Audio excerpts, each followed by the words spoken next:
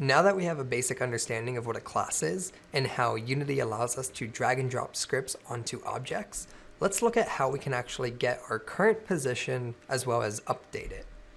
Now looking at our player, we have three components. We have a transform component, the sprite renderer component, and our player component.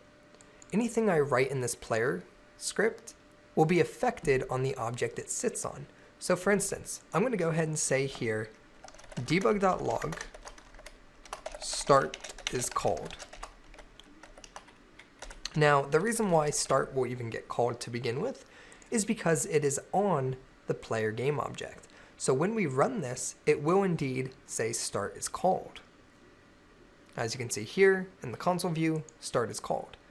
Now what happens though if I were to add this player class to the main camera? Now I have a player class on my player as well as the main camera. How many times is our start method going to be called? Let's go ahead and clear on play. When we run this, the start method is now going to be called twice. As you can see here, there's a 2 next to it. If I remove the collapse, start is called, start is called. So basically what's happening is now the main camera as well as our player game object both have the behavior of our player, and anything we write is applied to those objects individually. What if I wanted to print out the name of the object we're on?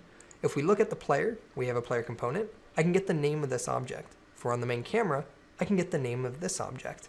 So here's how we can do that.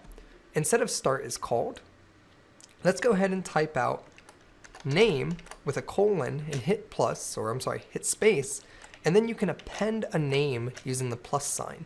So let's go ahead and say name, and then we want this name. So how can I get it? I can simply just type name.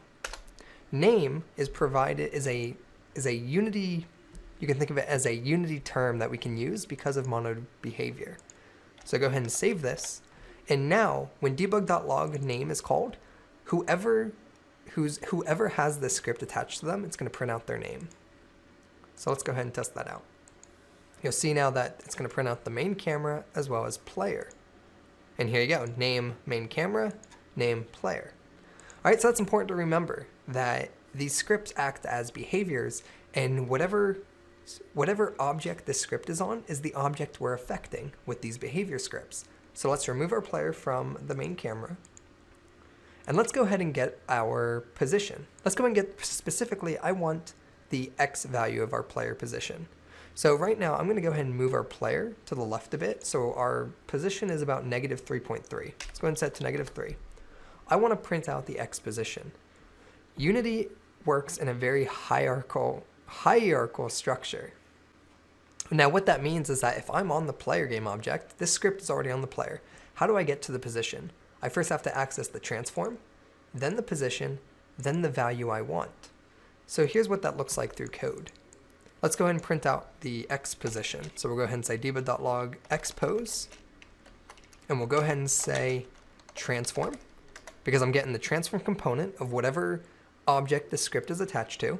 I'm going to say dot to get the position, and then I want to say dot again to go further in to get the X value. And we'll go ahead and close that. Notice I did transform.position.x. The reason why that's so important is because that was the steps and process it actually takes to visually get there as well. I'm on the player, I go to the transform.position.x. If I want the Y value, I would say .y, or the Z value .z. To get the rotation, I would do transform.rotation.x.y.z. You can think of the dot as a progression. The dot allows us to move further inside of those components to get information. So by running this, it will now print out -3 in the console because that's our X position. You can see xpose -3.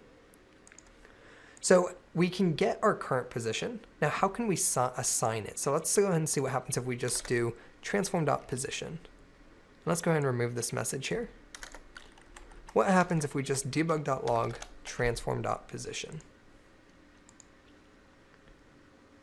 You'll see here in the console that it prints out -3 for the X, 0 for the Y, and 0 for the Z. What this is called a vector 3. You can think of a vector 3 as a position variable type.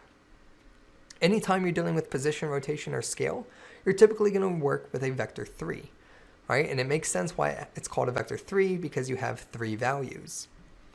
Now, what we do here is, or what we're currently doing here is we're grabbing the current position of our player, which is transform.position. So what we want to do, essentially, is if we were to write out some pseudocode, is take the current position equals new position. Now, the reason why I'm saying new position is because we are doing just that. We're going to take the current position, which is transform.position, and we're going to assign it a new position. Now, how do I know what the syntax to assign to this position is?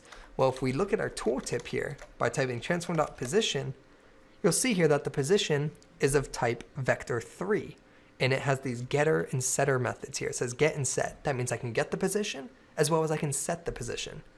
So anytime you see a set like that, it means that you can assign it using the equal sign. So I can say transform.position equals, and then you can specify a new position using the new keyword. And remember, a position is a vector 3. So transform.position equals a new vector 3.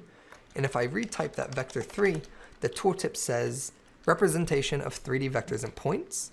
If you open a parenthesis, you can specify 3 individual float axes. So we're going to go ahead and say 0, 0, and 0. And if we go ahead and save that, head back to Unity, on my screen we're going to get an error right now. And the reason why we are is because it says semicolon expected. If you double click it, it would take you to the line, and go ahead and add a semicolon. Save this, head back to Unity, and what's going to happen now is when we hit play, our player is going to have a new starting position. So there you go. He's over here on the left. We hit play, snaps to the center. Now, just off of that one line of code, you can already imagine how a teleportation system in one of your favorite games work. You walk into that teleportation device.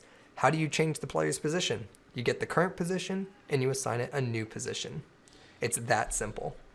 In the next video, we're going to look at how we would move our character and then apply some user inputs.